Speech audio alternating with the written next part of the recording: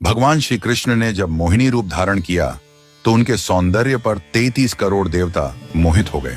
सभी देवताओं ने मन में यही कामना हुई कि ऐसी सुंदरी उनकी पत्नी बन जाए, परंतु केवल एक देवता ऐसे थे जिनके मन में मोहिनी के प्रति इस तरह का भाव नहीं आया। वे थे सूर्यदेव। सूर्यदेव ने मोहिनी रूप को देखकर मन ही मन कहा, यदि ये मेरी पुत्री बन जाए तो मेरा जीवन धन्य हो जाए।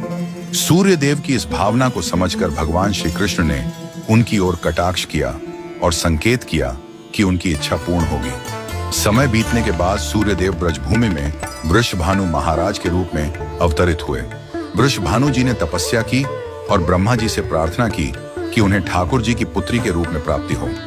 ब्रह्मा जी ने उनकी प्रार्थना को श्री हरि तक पहुंचाया। ठाकुर जी ने विचार किया कि वे नंद यशोदा और देवकी वासुदेव के यहाँ पुत्र के रूप में जन्म लेने वाले हैं, लेकिन प्रेम की स्थापना के लिए एक विशेष अवतार लेना होगा। ठाकुर जी ने अपने रूप को दर्पण में देखा और उस दर्पण में उन्हें ऐसा रूप दिखाई दिया जो स्वयं ठाकुर जी को भी मोहित कर गया। यह रूप ठाकुर जी का ही स्त्री रूप था। उन्होंने इस रूप को स्थिर किया और लक्ष्मी जी के वस्त्रों, आभूषणों और श्रृंगार सामग्री का उपयोग करके इस दिव्य स्वरूप को सजाया। जब यह स्वरूप पूर्ण हुआ तो ऐसा प्रतीत हुआ मानो सूर्य और चंद्र का एक साथ मेल हो गया हो। यह दिव्य तेज इतना अद्भुत था कि स्वयं ठाकुर जी भी नेत्र मूने को विवश हो गए। जब उन्होंने नेत्र खोले तो उनके सामने श्री राधा रानी का दिव्य स्वरूप प्रकट हुआ। श्री राधा के प्राकट्य का समय सुबह 4 बजे का था, जो ब्रह्म मुहूर्त का समय है। भगवान के अन्य अवतारों का प्राकट्य दोपहर 12 बजे या रात्रि 12 बजे होता है, परंतु राधा रानी का जन्म ब्रह्म मुहूर्त में हुआ, जो नए दिन की शुरुआत का प्रतीक है। यह इस बात का संकेत था कि प्रेम का प्रकाश संपूर्ण विश्व में फैलने वाला है। राधा रानी के अवतरण पर वृषभानु महाराज और कीर्तिदा माता के घर उत्सव मनाया गया।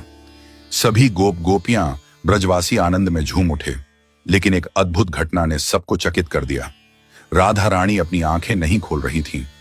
वृषभानु महाराज और माता कीर्तिदा इस बात को लेकर चिंतित हो गए।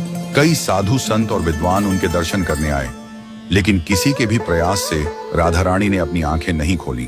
तभी देवताओं के आग्रह पर नारद मुनि वहां आए। उन्होंने राधा रानी के पास बैठकर उनकी स्तुति की। नारद मुनि ने जैसे ही स्तुति गाई, राधा रानी ने पहली बार अपनी दिव्य नेत्रों से नारद मुनि की ओर देखा। उस समय राधा रानी का स्वरूप ऐसा था मानो मृग नयनी सुंदर बालिका अपने पालने से झांक रही हो। यह दृश्य देखकर नारद जी आनंद से झूम उठे। उन्होंने अपनी वीणा और करताल बजाकर कीर्तन प्रारंभ कर दिया और गाने लगे, जय राधे जय वृंदावन वासिनी। वृषभानु महाराज यह